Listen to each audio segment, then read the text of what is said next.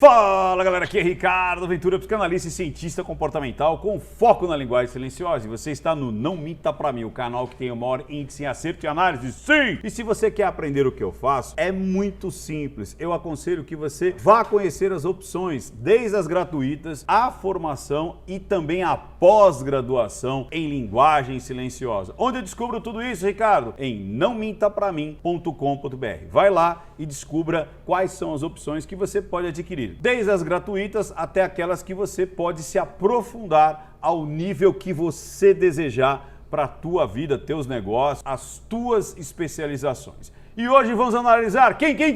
Eu acredito que agora vai acabar, né? Vamos fechar a trilogia do caso do mendigo lá de Planaltina. Primeiro entrevistamos o marido, né? O personal, o Eduardo, depois o Givaldo, né? O morador de rua lá em situação de rua.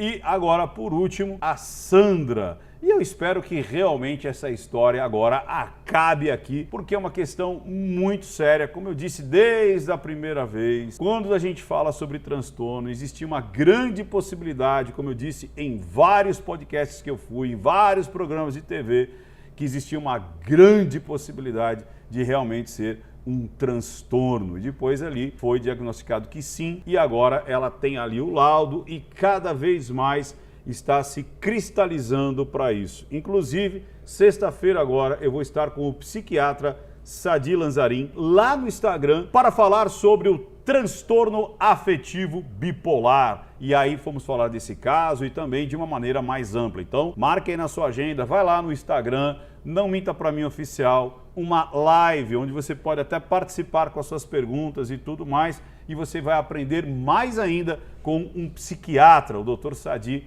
Lanzarin. Beleza? Dito isso, vamos para a análise.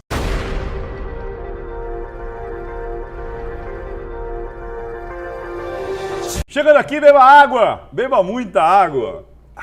E se você quer continuar recebendo esse tipo de material, como eu disse, você precisa se tornar relevante para o YouTube. O YouTube não vai informar a mais de 1 milhão de pessoas inscritas aqui no canal. Ele vai informar aqueles que estão mais engajados. Ricardo, como é que eu fico mais engajado no canal? Seguindo os 4 passos. Primeiro, perceba se você está inscrito realmente no canal. Por falta de atividade, muitas vezes o YouTube tira a tua inscrição. Inscreva-se no canal. Depois que você se inscreveu, vai abrir a opção do sininho. Aperte o sininho, coloque lá, eu quero receber todas as notificações. Antes, somente isso era necessário. Agora você precisa interagir com o canal, ou seja, dê like nesse vídeo de todos que você assistir e comente alguma coisa. Nem que seja o gato andando no teclado, sabe? Que não escreve nada, um monte de letra ao léu. Escreva alguma coisa, comente, conte o seu parecer, a sua ótica, enfim. Feito isso, algumas vezes o YouTube vai notificá-lo. Agora vamos para o Taca-lhe Play. Chegando aqui, pessoal, primeiro fazer uma análise muito importante aqui do rito da mensagem. O que acontece?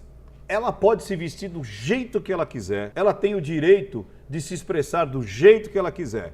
Mas se você está pensando no tribunal da Inquisição da internet, eu não escolheria essa roupa com esse decote, com essa cor e com esse salto. Porque as más línguas já vão dizer, ela quer aparecer. Ah, quer dizer então que ela sai da clínica já está assim, bela, linda e fabulosa? Mais uma vez, ela pode se vestir do jeito que ela quer, só que tem o rito da mensagem. Tudo aquilo que comunica seu cabelo, sua maquiagem, sua roupa, tudo isso comunica alguma coisa. E essa roupa tá, de fato, uma roupa que não é interessante para aqueles que querem malhar o Judas. Porque pode parecer, como muita gente já disse, chamando-a de biscoiteira, quer aparecer, quer agora virar ali uma influência, quer pegar a bandeira do transtorno e tudo mais. Então, se fosse uma roupa um pouco mais tranquila, menos decote, uma roupa mais tranquila, com menos decote,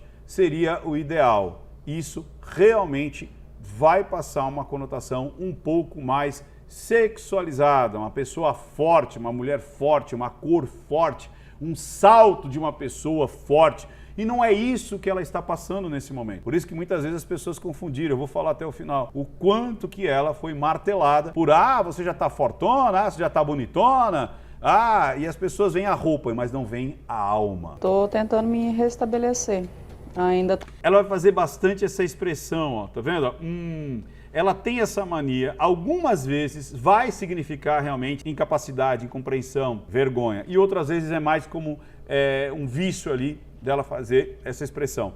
Então, algumas vezes é visível que está congruente com incapacidade, vergonha, incompreensão, e outras vezes simplesmente ela está fazendo esse ato contínuo porque parece que alinha a base, ou até mesmo ela está incomodada no vídeo inteiro, como nós percebemos aqui. A gente vai ver que no início ela está extremamente incomodada. Ela está blasé, está ali tipo, mas talvez seja por conta até da medicação. Ela tem alguns picos ali de alegria, tal, às vezes ela chega quase ao choro, mas ela está num flat, mas mesmo assim você percebe muito incômodo, ela está incomodada. Vamos lá.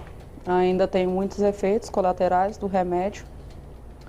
De novo, você viu, né? Incapacidade, incompreensão, até um pouco de desdém, ela puxou, tipo, puxa vida, por que eu tenho ainda isso? Foi para o diálogo interno, ela fez uma respiração mais profunda. Por isso que eu demorei tanto para aparecer, porque mesmo pós alta do hospital, eu tenho que dar continuidade. Eu gostei desse repórter, viu? Gostei da comunicação dele, as perguntas, a pronúncia, é muito bom esse repórter. Ao remédio. E nisso tem muitos efeitos colaterais porque é muito forte. Então... De novo, está incomodada, você vê que se mexe o tronco, incapacidade, incompreensão. Agora que eu estou tendo compreensão de quão grave foi. Aqui o repórter pergunta sobre o que ela está sentindo e tudo mais, sobre o transtorno. Perceba qual que vai ser a resposta dela. E que o que me informaram é que qualquer pessoa está sujeito a ter isso que eu tive. Mas eu jamais imaginei. Olha que interessante. Ela dá 2 toques de ombro aqui, você pode ver. A gente pode até voltar um pouquinho, você vai ver os 2 toquinhos de ombro aqui, ó, mexendo de forma involuntária. Ela fecha os olhos de uma maneira mais contundente, porque ela diz, jamais eu saberia disso, jamais eu teria essa informação que eu tenho essa doença. Mas talvez ela tivesse a desconfiança por períodos muito distintos ali de humor, muitas vezes em depressão, fechada no seu casulo, e outros momentos de bastante euforia, né? De bastante pensamento acelerado, enfim, foco, querendo escalar, querendo fazer cada vez mais daquilo que ela estava se propondo a fazer, e depois a gente vai até fazer as conclusões sobre esse momento que ela estava vivendo e a coincidência de ter encontrado ali o Givaldo, que é um cara extremamente prolixo, extremamente persuasivo e tal, e sedutor no sentido de conseguir as coisas que ele deseja, sempre um jeitinho, sempre um desaperto, como a gente chama, e aí foi meio que chave e fechadura. Mas eu acredito que ela tinha uma desconfiança, o marido também tinha uma desconfiança, só que não foi diagnosticado. Como ela mesmo disse mais para frente, talvez se confundisse isso com trocas de humor normal. Mas você vê que o inconsciente dela aqui já entrega. Quando ela diz, imagina, eu nunca imaginei que eu tinha isso, talvez ela tivesse uma desconfiança. Mas eu jamais imaginava que iria acontecer comigo. Ela fica até um pouco com marca-texto de raiva, que ela está com um botox aqui. Você vê que a sobrancelha briga, mas não consegue finalizar a expressão, mas a gente vê que há um pouco de tensão aqui em cima na sobrancelha. Muito menos que eu tinha alguma doença, que para mim eu era uma pessoa normal. Aí você vê que até a tonalidade de voz muda e tudo mais, né? Vem assim, normal. E aí talvez ela tivesse essa desconfiança assim. Aqui o repórter vai perguntar, quantos dias demorou para ela entender o que estava acontecendo? Mais de 15 dias. Mais de 15 dias. Eu não acredito nessa informação. Por quê? Você vê que, inclusive, quem fazia muito isso era a mãe do menino Henri, né? A mulher lá do Jairinho. E outras tantas pessoas, a mulher do Cunha, que é repetir a frase 2 vezes quando não tem certeza, ou para fazer que o outro lado acredite com mais tranquilidade, mais facilidade. Você vê que não é o padrão dela de ficar repetindo palavras. E ela vai fazer isso, acho que mais 1 ou 2 vezes, quando ela quer reforçar algo que ela está declarando. Então, quando ela fala, olha, mais que 15 dias, e aí ela engole seco, trava a boca, repete 2 vezes as palavras, eu acho que ela sim sabia, até porque o transtorno, ele não tira a tua consciência. Então, quando você volta do transtorno, você volta às vezes com muita vergonha por perceber o que você fez. Aí você fala, caraca, eu fiz isso, não acredito. Então você não perde a consciência, você descola um pouco da realidade no sentido quando você está em mania. Então você acredita que realmente você é um super-homem ou super-mulher, você tem muito dinheiro, ou exacerba ali a sua sexualidade, enfim, mas você não está em transe, isso que eu quero dizer. Existe ali uma conexão com a realidade. Vamos lá. Aí você vê que até morde ali um chiclete que não existe, né? Um gesto apaziguador da mandíbula. Em que você se toca. Vários pontos ali que a gente percebe que pode gerar uma incongruência na informação. ainda delirava. Eu não tinha dimensão de quão sério era. Eu não tinha dimensão de quão sério foi. E aí há um travamento um pouco diferenciado do que quando ela faz aquela linha que normalmente ela trava mais o biquinho aqui. Enfim, eu acredito que essa informação aqui não é tão congruente. Eu acho que ela sim, naquele momento ela já foi saindo ali da mania. Quando ela sai com medicação e tudo mais, até porque quando ela chega, ela ainda, existe áudios dela dizendo, não, eu ganhei na Mega Sena, vou dar 10 milhões, comprar carros e tal, e o mendigo era Jesus, era Deus, e eu tinha que ir para o meu propósito, eu tinha que me entregar a Deus. Nas considerações finais, a gente pode até entrar nesse com mais detalhe, mas existia ali uma crença que ela precisava resolver, né, aquele embate, aquele pedido. Por isso que eu falei que foi muita fatalidade entre chave e fechadura de um cara extremamente persuasivo e de uma mulher que estava em mania. Vamos seguir. Então, não sei se foi uma forma do Diálogo interno, sinestesia, olhar. meu cérebro me proteger, né? Meu cérebro me proteger, aí ela tenta confirmar, né? Engole seco. E eu entrar em depressão. Conversaram muito ali a respeito do que aconteceu comigo. Os profissionais foram muito carinhosos comigo, me trataram super bem. Eu tenho muito a agradecer à equipe médica. Aí já está trazendo um pouco de assunto satélite, você vê que interessante. Agora já falando ali da equipe médica. Aos psicólogos, psiquiatras que me ajudaram. Eu conheci um mundo que eu não imaginava conhecer. Não imaginava conhecer aquele mundo ali. Aí você viu que já começa a falar uma outra situação e não do reconhecimento do que tinha acontecido, mas já começa a falar de um outro assunto, mais um segundo assunto satélite. Para mim era tudo muito novo. Então, de novo, respira fundo, fecha os olhos, diálogo interno. Então, assim, se toca. Foi uma adaptação muito dolorida para mim, porque eu sou uma mulher muito independente. E eu mete a língua para fora de uma bem contundente, você vê que olha para onde vai o tamanho dessa língua, né? Olha lá. Tá. E eu me vi sendo ali cuidada por outras pessoas e me vi presa também. E não é boa a sensação. Pronto, é isso. Então você vê que começou com uma pergunta, mas você tinha consciência, como é que não é?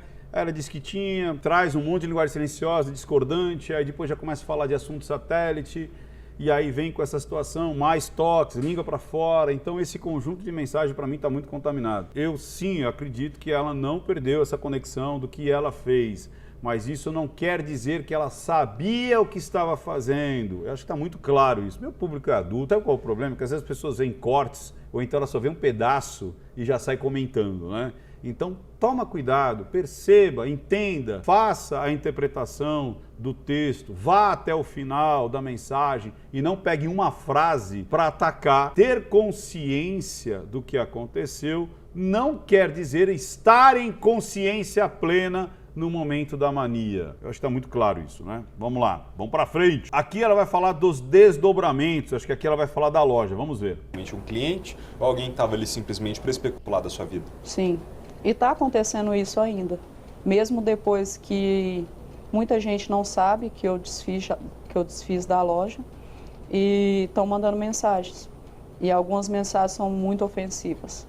Isso realmente, você vê como o tribunal da internet, como ele gosta de sangue, né? E você vê que isso traz uma tristeza. Olha isso aqui, ó. É diferente do que ela estava fazendo aqui na horizontal, mas ela puxa mais para baixo, né? Primeiro ela vem com raiva, só que como ela tem botox, dá uma briga aqui entre as sobrancelhas. Ela primeiro tem raiva das pessoas que estão atacando ela e depois ela vem com os cantos da boca mais para baixo, agora sim, mais para baixo, de tristeza. Ou seja, tem gente desocupada, né? Que é aquela velha história, né? Não vê a trave que está no olho, mas vê o cisco no olho do vizinho, né? Vamos para frente. Mais um trecho importante aqui, presta atenção. As pessoas não entendem isso, não entendem quão grave é esse transtorno. Eu não imaginava, eu não conhecia o transtorno. Tá vendo? Mais uma vez, eu não conhecia. E ela não tem essa maneira de falar. Então ela parece que quer se proteger, dizendo que foi a única vez, foi o único momento, foi aquele surto. Que inclusive abriram um quadro com uma mania, né, com o estado de uma mania e euforia do jeito que estava, com um surto. Eu acho muito difícil, a gente vai até conversar isso depois com o Dr. Sadi na sexta-feira. Porque é uma escala, e há uma escalada, né, uma percepção até da psique, até onde eu posso ir, e a coisa vai criando cada vez com aspectos maiores, enredos ali maiores, desejos e fantasias maiores. Então você vê que ela tenta afirmar ali pro repórter que ela não conhecia. E aí ela vem com um pouco de incongruência. Como eu disse, talvez ela não sabia de fato o diagnóstico, mas ela deve ter percebido no humor dela, e até o Eduardo, ela falou que o Eduardo também percebia, mas achava que era normal. Por isso, mais uma vez, a importância da linguagem silenciosa para você perceber o que acontece com os seus familiares. Você ter essa nuance, essa ferramenta a mais para você perceber, muitas vezes, a incongruência ou mensagens ali que a pessoa está te dando, além do tradicional, além do natural. É muito importante, domine a linguagem silenciosa ou ela domina você. Vamos lá. Transtorno. Então, assim, por isso que meu marido também não pôde fazer muita coisa, porque ele também não tinha conhecimento. Então, quando eu estava extremamente feliz, que era uma mania da doença, olha lá o que eu estava falando. Ele não entendia, ele ficou feliz. Então, também. de novo, ela disse que nunca tinha tido nada parecido. Aí agora aqui ela se contradiz. Quando eu estava em mania, ele achava que eu só estava feliz.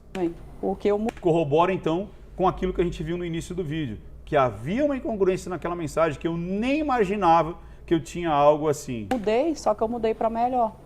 Então... Você viu? Já meteu uma língua para fora, que não é o costume dela. Quer ver de novo aqui? Ó, vamos lá. Olha lá. Atenção. Gesto apaziguador. Meteu o linguão para fora. Então, eu passava por fases de... Às vezes eu estava muito triste, às vezes eu estava muito feliz.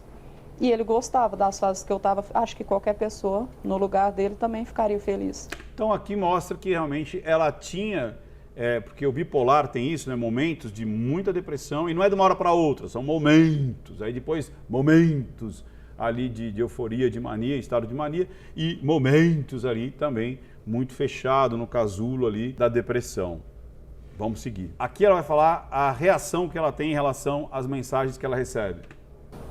Como você se sente tendo lido esse tipo de mensagem e como você se defende? Eu me senti totalmente lacerada. Eu não esperava muito menos que... Você vê como muda tudo, né? Ela tá indo, ó, o olhar tá indo para sinestesia, a voz já embargou. Tomasse a proporção que tomou. Então eu me senti humilhada. Você viu o toque no nariz, tristeza. Pela sociedade. O nariz já começa a ficar um pouco mais vermelho. E tipo assim, eu não aceito. Então, tristeza, você viu que ela fez aqui bem rapidinho aqui de tristeza. Não aceito o que falaram sobre mim. Eu não aceito porque não é a Sandra. Não sou eu. Eu não sou essa mulher. Eu não traí o meu marido. Eu não escolhi passar por um surto. Eu não escolhi... O nariz ficando um pouquinho, cada vez mais vermelhinho. Tristeza. Sinestesia, ela buscando na sinestesia, buscando um diálogo interno, você vê os olhares aqui para baixo. Porque o ato em si, eu não conhecia aquele homem. Eu achei sim que era meu marido. Então, assim, o que aconteceu era com meu marido. E isso as pessoas não acreditam ou não querem acreditar. De novo, já mete a língua ali para fora. Tá, eu acho que eu vou até explicar aqui agora, em vez de ir lá para o final. Ah, ela tá mentindo, então ela sabia que era ali com o mendigo e tudo mais.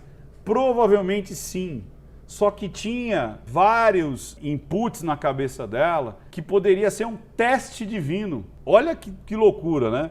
Quem já viu essa passagem do Jesus, Deus vai voltar entre os mais necessitados e você vai ser provado para ver a sua índole, né, o seu propósito, realmente você está preparado? E nos áudios ela fala sobre isso, que ela estava ouvindo ali uma resposta do que é Tiago Brunet, aí ela tira a palavra, e aí tipo, puxa, mas espera aí, e aí é o tal da chave fechadura. Porque o Givaldo chega e fala assim, você tem uma grana para mim? Porque ele fica ali numa região onde ele ficava pedindo dinheiro para comer. Aí ela dá, me dá a Bíblia, ela dá a Bíblia. Me dá um abraço, dou um abraço. Dá um beijo, dá um beijo. Nossa, você me excitou. Aí ele põe o Bilal para fora. E aí fica aquela situação. E aí ela se recua. Aí depois ela volta, porque ela tem que continuar os pedidos do Givaldo. Aí você fala, mas o Givaldo também tinha que saber que... Não, o Givaldo também não sabia. Por isso que eu falei que foi uma fatalidade ali entre chave e fechadura. Ela em mania e o maluco totalmente prolixo, cheio ali da persuasão, você entendeu? Da sedução, e aí juntou. E quando eu falo sedução, não é aquela sedução, uau, é a sedução, é a manipulação, é a persuasão que faz com que você embarque naquilo ali. Agora imagina, pega um cara desse, que está acostumado e precisa ter essa persuasão, manipulação, sedução para conseguir as coisas, para sobreviver, para pegar lá a pinguinha dele, o cigarro dele, a bebida dele, como ele mesmo disse, ou dormir em alguns lugares, onde ele mesmo falou que tinha que ficar 1 mês, ele conseguia ficar 4, aí pega uma pessoa em surto, cara, um prato cheio. Então, esse lance dela acreditar que era Eduardo, e isso incomoda um pouco ela, porque talvez isso é uma maneira de proteger o marido dela. Assim como o marido, muitas vezes, não estava tão seguro ali naquelas primeiras declarações que ele deu, e eu falei isso lá no Léo Dias, o quanto ele usava o verbo no passado, mas mesmo assim depois ele se corrigia, aí ele usava o verbo no passado, será que vamos ficar juntos? Fiquei, nosso casamento era. É aqui a mesma coisa, ela está preservando o marido, a psique do marido, para falar, olha, não, era você, para não ter tido a traição. Mas mesmo ela sabendo que era um mendigo, não tem a traição, porque ela estava em mania. Ela estava ali num surto psicótico achando que ela deveria transar, porque era um teste divino. Ela recebeu várias mensagens ali, enquanto estava no carro procurando por ele. O Tiago Brunet falou para ela que sim, né? As escrituras disseram para ela que sim, né? Deus falou que ela quis, ela falou assim, tô em prova, tem que ir lá com o cara, ele me pediu, e se for Deus mesmo, na pele do Givaldo, né? Será que eu já troquei o nome dele? Porque eu vivo trocando o nome dele, né? Das pessoas. Você entendeu? Então aqui causa um pouco de estresse. Aí você vê que ela tem lá um pouco de incongruência na comunicação, que ela repete 2 vezes, era meu marido, aí mete a língua para fora. Mas isso não vai desmerecer você, Sandra. Isso não vai desmerecer você. Você sabendo que não era o Eduardo, e sim uma prova que você deveria passar pelo seu propósito. Aqui ele vai perguntar sobre as declarações do Givaldo, né? Como ela sentiu isso, como é que ela percebeu, como é que foi a emoção dela de ouvir ela na boca do Givaldo. Vamos lá. O que todo mundo sabe é que ele deu declarações, para dizer o mínimo, muito pouco pornográficas, respeitosas a seu respeito. Hoje, como é que você se sente com relação a isso? Eu tive que... Sinestesia, olha que interessante, trajetória ocular, exatamente onde deveria estar, ali na sinestesia. E procurar ajuda no judiciário para que esse cidadão parasse de falar de mim, porque foi muita difamação. Então, assim, diálogo eu não interno, posso falar muito, entrar muito em detalhes raiva a respeito, mas eu sei que ele não pode falar ao meu respeito mais. E aí foi aquele lance, né? Deram palco pro idiota útil, né? Até tem um cara agora botando dinheiro nele, né? É tipo assim, é de uma falta de caráter e ética e moral que é impressionante. É o business a qualquer custo, é o show a qualquer custo, são os holofotes a qualquer custo. Toma cuidado, porque a vida vai te cobrar. Você utilizar de uma desgraça e de um cara que não tem e não tinha e não tem a menor possibilidade de dar palco pelo que ele fez, ele não tem culpa no que ele fez. Naquele dia, naquela noite, ele tem culpa a partir daquela noite. Porque do mesmo jeito que confundiram ele não pode confundir a moça como uma qualquer. Ele não pode confundir essa senhora casada, mãe, esposa, filho, como uma qualquer. E nem uma qualquer merecia os requintes de detalhes e provocações aos quais as pessoas deram palco para Givaldo. Ninguém merecia o escárnio, o maldizer que esse homem fez em cima. Ele não tinha culpa de estar com ela dentro daquele carro. Ela estava em surto, ela o chamou, ela o convidou, chave e fechadura. Se fosse uma pessoa normal, não cairia na lábia dele, talvez desse ali uma grana, uma cesta básica, alguma coisa ali para ele tomar as pingas dele, como ele mesmo disse, que ele não vai parar de beber, de fumar e tudo mais, mas não chegaria às vias de fato ali. Agora, é de uma baixeza você utilizar a desgraça para promover a sua marca, promover, sei lá, o seu barulho, o seu buzz, o seu negócio, o seu business. Eu acho que se está nesse nível aqui, realmente precisa repensar para onde vai ser direcionado o seu negócio. Eu particularmente, eu acho que não é legal, não é bacana, mas enfim, cada um no seu quadrado, cada um sabe aonde que o calo dói, até onde vai sua moral, sua ética e tudo mais. Então é isso que ela está incomodada, né? O quanto que a intimidade dela foi exposta desnecessariamente. Ele poderia ter as declarações, falado o que aconteceu e tudo mais, e parado ali, e não essa promoção absurda sobre o escárnio, o maldizer, né? Sobre revelar ali a intimidade de uma mulher. E uma mulher que estava com os holofotes todos em cima dela, que tem ali toda uma história e poderia e prejudicou, como a gente está vendo aí nos últimos dias, semanas e meses. E por fim, vamos lá. Outras pessoas ainda insistem na última conclusão de que você sabia o que estava fazendo e fez tudo porque quis. Como é que você vai lidar com a opinião dos outros sobre a sua vida no momento que você está precisando se reerguer, se levantar, voltar a trabalhar, cuidar da sua filha, do seu marido?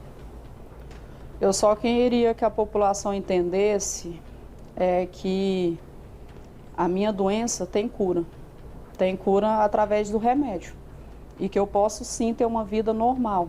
De novo, faz um marca-texto aqui já não é raiva, é marca-texto, olhando de cima para baixo, ela estava no diálogo interno. Posso ter uma vida normal.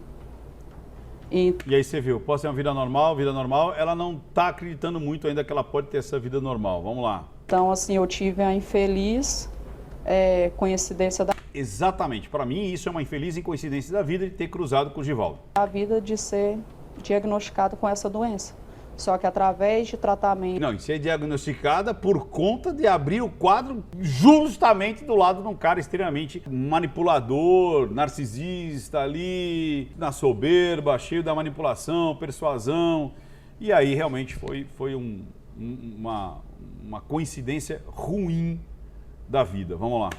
Através de acompanhamento, eu posso ter uma vida normal e eu vou ter uma vida normal para cuidar do meu marido, cuidar da minha família, da minha filha, que precisa muito de mim, que é muito pequena, tem 6 anos.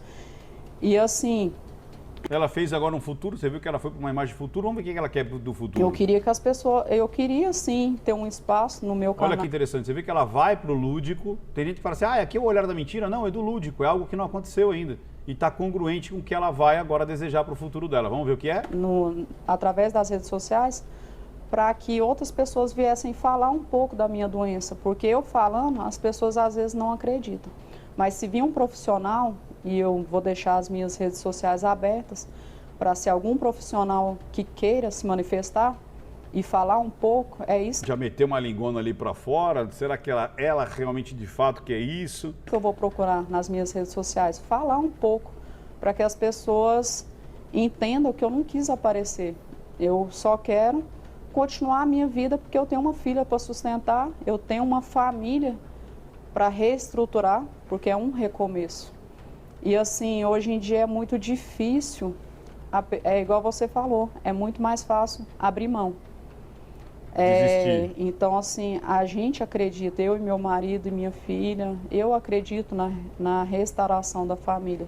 Boa! Por mais que a luta seja difícil, eu acho que vale a pena.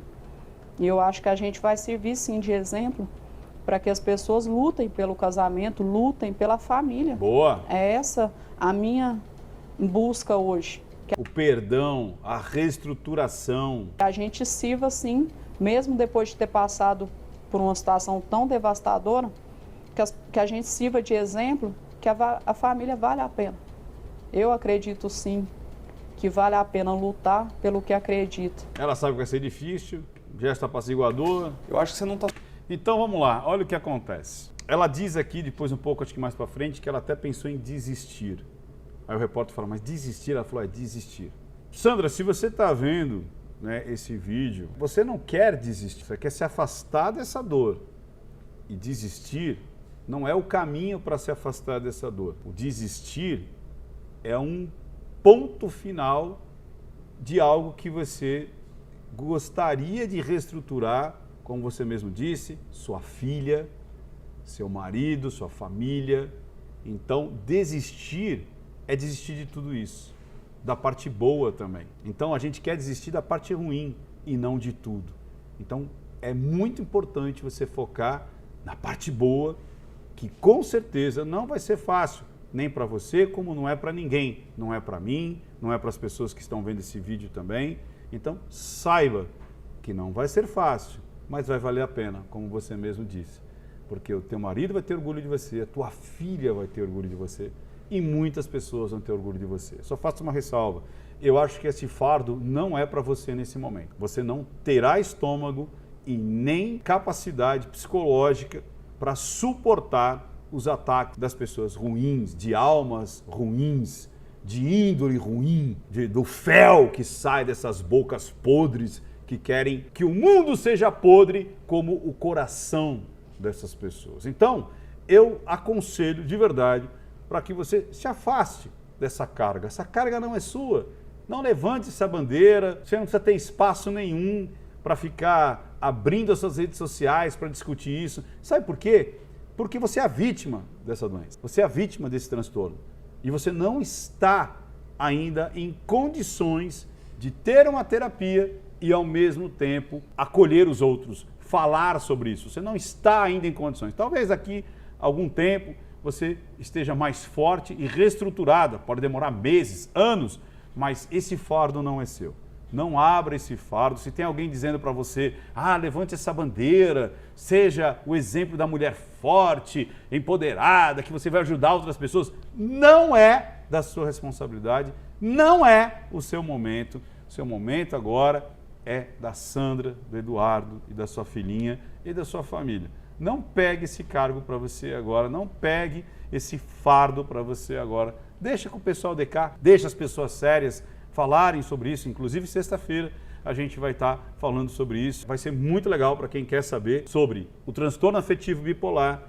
Vem aqui sexta-feira, o nome está para mim oficial. Não é ainda o momento de você assumir essa carga pesadíssima nos seus ombros. Você tem muita coisa para resolver do que salvar o mundo. Deixa que outras pessoas salvem. Você precisa ser salvo. Lembra da máscara de oxigênio? Primeiro em você e depois nos outros. Porque se você não colocar em você, você não salva ninguém. Não é o momento. Conclusões dessa análise. Agora até juntou tudo, né? Conclusões de vida, conclusões da análise, mas a gente vai ter a conclusão de vida ainda. Ela está muito abalada.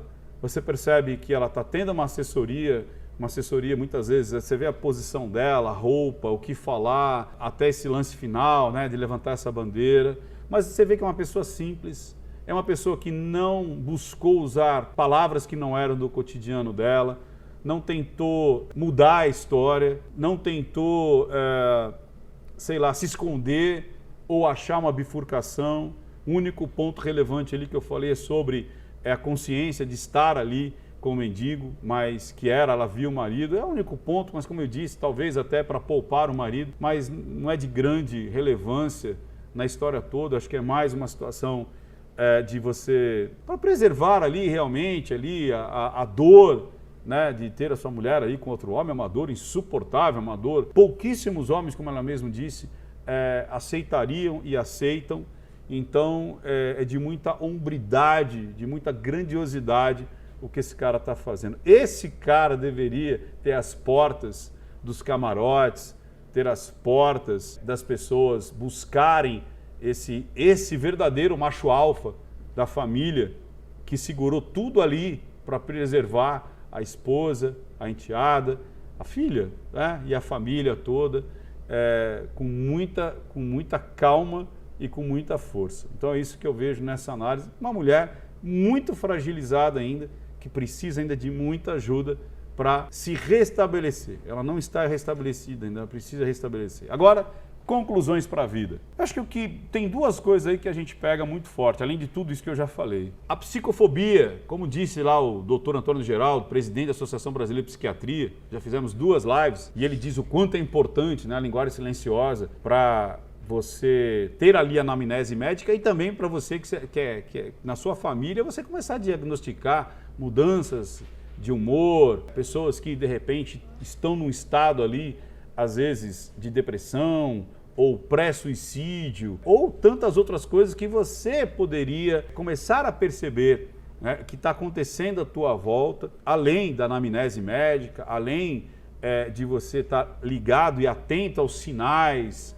Mas ele também diz que existe a psicofobia, ou seja, pessoas que têm medo, né, de encontrar alguém que tem algum dilema ali psiquiátrico, algum transtorno, né, alguma coisa a ser trabalhada. Não é vergonha nenhuma fazer terapia. Eu faço terapia toda semana com o meu psicólogo, eu faço. Ah, Ricardo, mas você não é psicanalista? Sim, mas é muito bom fazer terapia. Então você que precisa fazer uma terapia, você não é menor por conta disso. E se tiver alguém da família, também não é menor por conta disso. E se você precisar de uma ajuda medicamentosa, com um psiquiatra, você não é menor por conta disso. São pessoas que simplesmente vão tomar ali o seu remedinho, assim como toma o remedinho da pressão, assim como toma o remedinho ali da glicemia, você vai tomar o remedinho para controlar o seu humor, para diminuir a ansiedade ou a sua depressão, enfim, tranquilo, normal, não tenha vergonha disso não.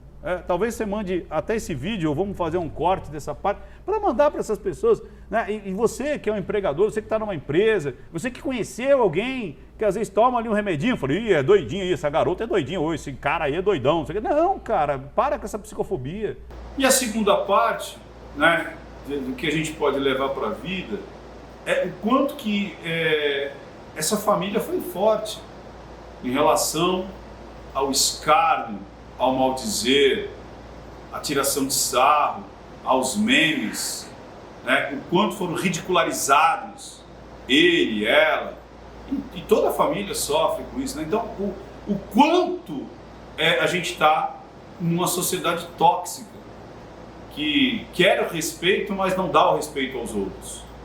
São um bando de imperfeitos buscando a perfeição do outro, né? Reclamam tanto da singularidade, respeite o gordo, respeite o anão, respeite o negro, respeite a travesti, respeite as características das pessoas, mas quando está de longe do seu ciclo, aí vão tacar pau. Não vamos respeitar, não. Ah, mas isso é gordofobia, aí é psicofobia. E você atacar um cara que está preservando o casamento, chama ele de corno? Isso não é um preconceito? Isso não é algo que você fala como se fosse um poltergeist, né? Você vomita tudo aquilo que às vezes está sujo em você para você ver a sujeira no outro. Isso é para se pensar, né? Porque a gente diz que tem que ter tantas regras, tomar cuidado com o sexismo, com a misoginia, né? Ficar preocupado com os artigos, é ou é a, é ele ou ela, mas quando é para tascar pau em quem quer preservar a família, aí tudo bem. E aí valoriza aquele que fala com requintes e detalhes sobre a sua aventura sexual com uma mulher em surto, uma mulher casada em surto, mas ele não sabia na hora, ótimo, mas ele sabia depois. E ele continuou. E ainda tem gente bancando, incentivando e patrocinando um cara com todo esse pensamento misógino, sexista, totalmente preconceituoso e ainda se valendo de uma pessoa doente. É para se pensar qual é a sociedade que a gente quer viver.